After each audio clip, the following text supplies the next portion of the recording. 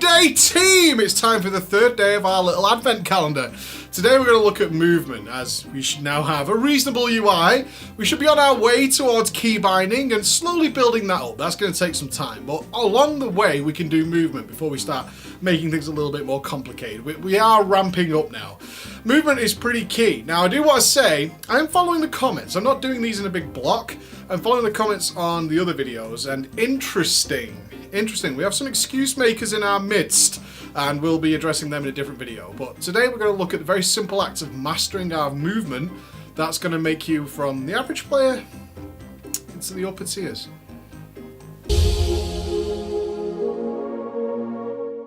All right, team. So movement is very tricky.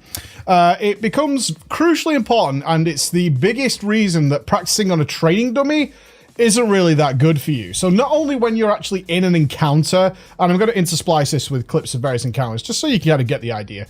When you're practicing on a training dummy, one thing you can guarantee is that you stood still, right? And when you're actually out in the world, even doing world quests or LFR, standing still isn't a thing, and that's where a lot of people get messed up. It's what we talked about in key bindings earlier. But being able to move effectively solves so many problems. So in terms of going back to yesterday's key binding thing, one of the main keys I would definitely key bind and get used to pressing is whichever your movement is. So if on a mage it's like blink, sprint, heroic leap, whatever it is, divine steed, everybody's got something, grappling hook, you know, shadow step, whatever it might be. But you want to make sure you have easy access to that, so that if it's like, oh no, and I'm gone, right? You can be gone in an instant, in a flash. You can be responding to certain things. Now, this isn't just caster stuff we're going to be looking at. We're going to be talking about melee as well. But they do work differently. They do work very, very differently. A golden rule of World of Warcraft, especially for you new guys out there, is generally, it doesn't matter what your stats are too much, as long as you're paired alongside equally geared people. The guy who attacked more or casted more spells will do more damage. It's been a universal sort of feeling, unless there's like weakened phases. There are some exceptions, but generally speaking, okay, for the pedantic ones out there. If you cast more spells, you'll do more damage. It's as simple as that. Like, it's very hard to make up, even for a Frostbolt, it's very hard to make up for 1 or 2 lost 500Ks, right? That's like 1 million damage that you've got to find somewhere else. If everything's equal, if everything else is equal, you've got to find this extra 1 million damage. And that's only 2 spell casts, right?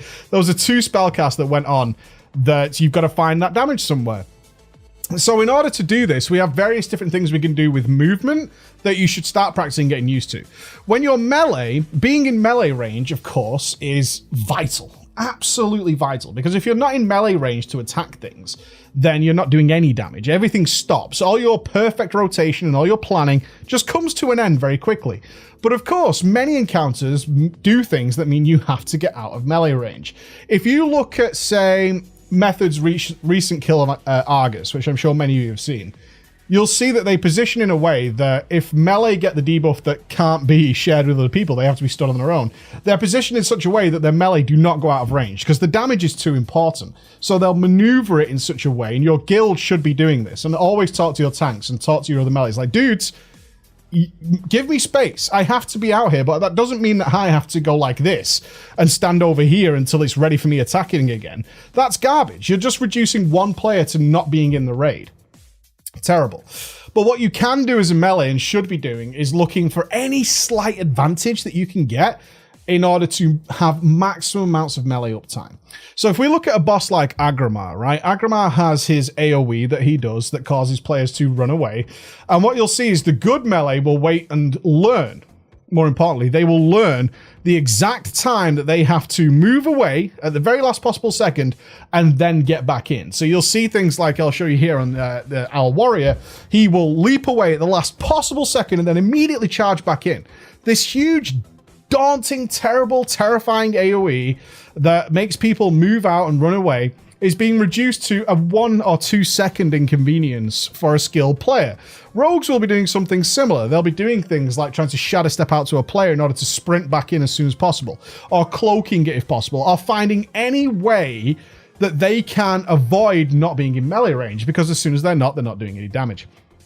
Now, casters have a little bit more to play with, which is great. So casters, you will be learning how to do the stutter step. The stutter step is something I taught people, I want to say Miss of Pandaria. It might have been the end of Warlords. No, it was definitely earlier than that. It might have been late Kata. But the idea of the stutter step is to abuse your global cooldown. So in the last video, we looked at the global cooldown. If you're not sure what it is, again, I'll show you here. When I cast a spell, all my spells go on cooldown. And that means that I can't cast another spell until that finishes. So you'll see it here. You'll see most of my spells. Some spells are off the global cooldown. I hate making these videos when I have to cover somebody being pedantic in the comment section. You guys have fun. I'm talking in mass generalities. So when I press the spell, you see the way it goes on this longish cooldown, and I can't use anything else for the most part? That's your global cooldown. And instant casts carry this as well. So if Ice Lance, which is instant cast, it casts the spell, but I can't cast anything else. Look, you can see I can spam the button, but nothing else will happen until this global cooldown finishes. This provides us an awesome opportunity because what we can do is move without losing any cast time. We can move around quite a lot actually without having to incur the penalty of having to run around. Because what don't we want to do as a caster? We don't want to do this. I'm not casting any spells when I do this. Like there's no damage coming out of my character when I do this. Similar with healing. It's like there's nothing I can do here. How do we master this? Well, what is it at first? Well, stutter stepping is pretty simple. Stutter stepping is the idea of using the advantages you have on a class. So if we get an instant cast like this Ice Lance, to cast the Ice Lance while moving, and then I stop before the global cooldown runs out. So I want to head over here, right? So I'm going to Ice Lance, and look, I'm moving, but there's no cast time lost here. I can't cast physically any more spells than what I'm doing. I've got a flurry. This gives me loads of time because I can Ice Lance at the back of this. Look how far I can travel very quickly, right? Again, I can flurry, and then I can Ice Lance, and then I can actually move to here without losing any cast time at all. Isn't that amazing? It's very cool. And it's something we could take advantage of a lot, is abusing these little opportunities. So Warlocks, got to refresh that agony. Cool, I can cast my agony, I can move around. Got to do corruption, I can corrupt, and I can move around. Any caster can do this, right? So Arcane Shot on Hunters, right? Hunters, of course, if they're playing BM, have loads of spells that don't even need to stand still and cast and can move around all the time. But my point here is, every single spec in the game can do this, right? Every caster spec in the game can do this in a really easy and simple way. And what you're doing is moving around without incurring penalties to do so. But it's not always viable. This is great if we know, let's say Portal Keeper, right? Not Portal Keeper, the Bridge guy. I'm an R, something like that. Bridge Boss, we have to gather up at a certain point. But we only have to be there when the certain spell is cast. And this is where we're learning about the fight, right?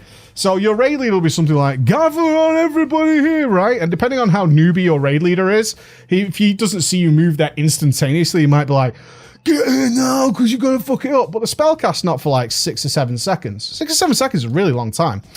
So if we say something like this bulwark here, all right, let's mark it.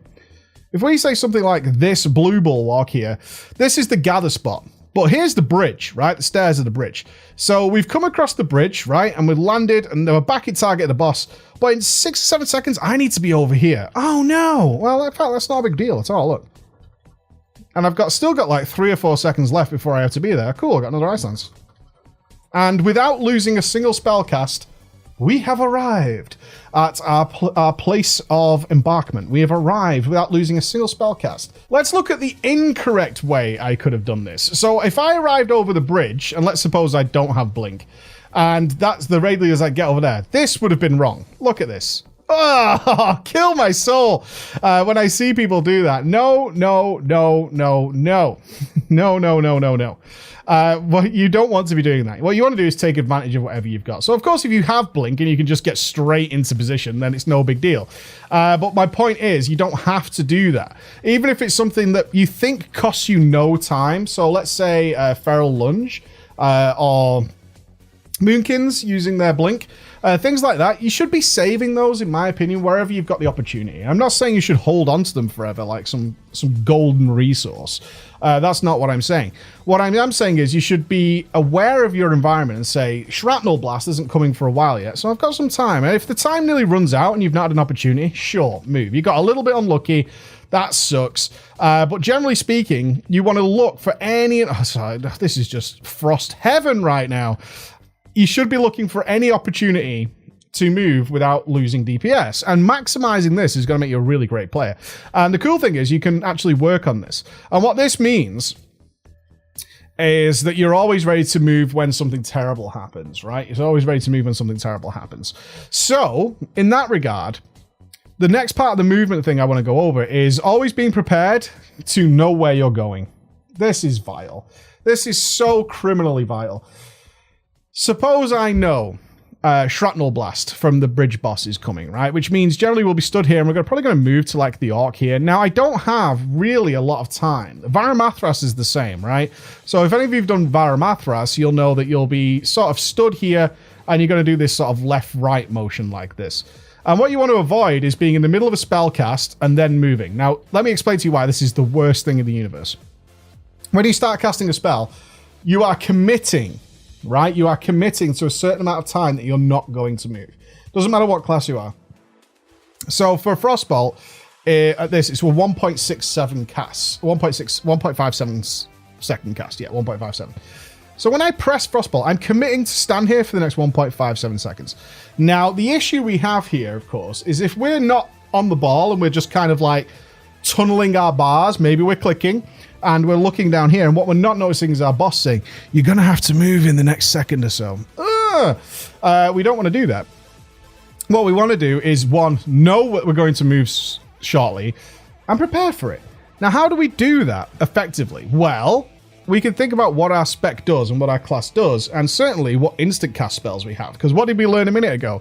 Instant cast spells, we can run around all day doing those without losing any damage, as long as they're effective instant cast spells. So what we can do is pre-plan for this happening. For the most part, it doesn't always work out in your favor. There's no doubt about that. But what we can say is like, okay, well, in a few seconds, I'm going to have to move. All right, so I'm going to get a flurry, or maybe I'm going to bank that flurry just for 1 second, and then the last Frostbolt before I have to move, then I'm going to cast it, and then I'm going to move, and now I've maintained full DPS all the time, right? So again, it's coming in like 5 or 6 seconds. Okay, 6, 5, 4, 3, 2, 1, move. And you see how I'm doing this without losing damage, right? And then we do it again, so it's coming in 6 seconds. 6, 5, 4, 3, 2, 1, move. Didn't get it, but I casted an Ice Lance anyway. And this comes to our final part. I got it's always kind of a sign of a newbie player. Is a player saw me doing this. There was nothing I could do, and I'm not talking about using things like Frozen Orb and things like that, okay? We're being very general. A player saw me running and casting an Ice Lance. He's like, why the hell would you do that? Are you a noob? And I was like, what are you talking about? Why am I a noob for doing that? And he's like, why would you cast an Ice Lance that isn't shattered? It's like, well, I'm moving, and I can't do anything else, literally, than not cast a spell. And he clipped that and tried to paste it somewhere for mages, and he got slammed. Rightfully so. He got slammed into the ground. And it was something like, Preach says it's okay to cast unshattered Ice Lances. And the answer is, yeah. What? Why are you living in this hard and fast rule society? Let me ask anybody, what's more damage, right? Assuming I can't do anything else. Got to put that out there again. Assuming I can't do anything else. What's more damage, this or this? Doesn't take a scientist, does it? Doesn't take a scientist. Which means if you do have to move, be doing something. That's all I'm trying to say here. My little story is try and do something. You should always be doing something while you're moving. Because again, more spells generally equals more damage. All right? Work on your movement. It's very important. Always have a plan for where to go and be ready to go. There's nothing worse than a mage who, let's say the bomb's here and a bomb's here, and he goes, oh, I wasn't ready, and he blinks straight into the next bomb. If you have some sort of quick movement, be ready for where to go. Okay, there's a bomb here and there's a bomb over there. I'm probably going to aim this way, because remember, certainly as a caster, look how far, look where I can aim and still attack the target. I'm aiming that way and I'm attacking this target. Oh, now I have to move. Oh, I'm safe. It's as easy as that. It's about thinking ahead. It's about being very relaxed, but none of this happens without having like a decent UI and, of course, key binded so you can respond very effectively to do these things. All right? Thank you so much for listening. On to tomorrow. Bye-bye.